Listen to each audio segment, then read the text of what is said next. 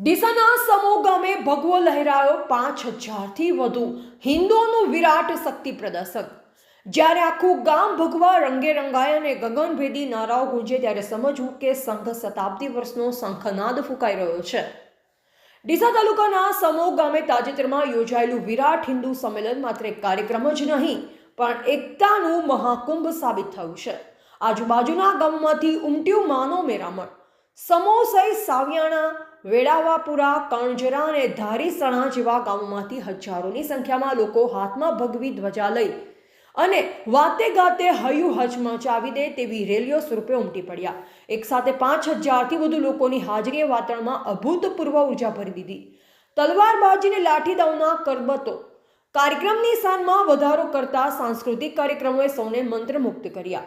શૌર્ય પ્રદર્શન, યુવાનો દ્વારા કરવામાં આવેલી જોરદાર તલવારબાજી અને લાઠીદાવના કરતબો જોઈ લોકોમાં જોમ આવી ગયું। ભવ્ય રાસ ગરબાની રમઝટ સાથે સમગ્ર માહોલ ભક્તિમય અને ઉત્સાહિત બની ગયો। સંતોના આશીર્વચન અને પંચ પરિવર્તનનો મંત્ર। કાર્યક્રમની શરૂઆત સંતો દ્વારા દીપ પ્રાગટ્યથી થઈ।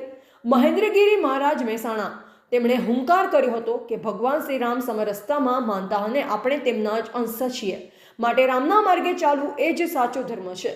રવિભાઈ ગજ્જર મુખ્ય વક્તા, તેમણે ભારતના વૈભવશાળી ઇતિહાસને યાદ અપાવી। પંચ પરિવર્તનના નિયમને જીવનમાં ઉતારી દેશને ફરી પરમ વૈભવ પર લઈ જવા આહ્વાન કર્યું।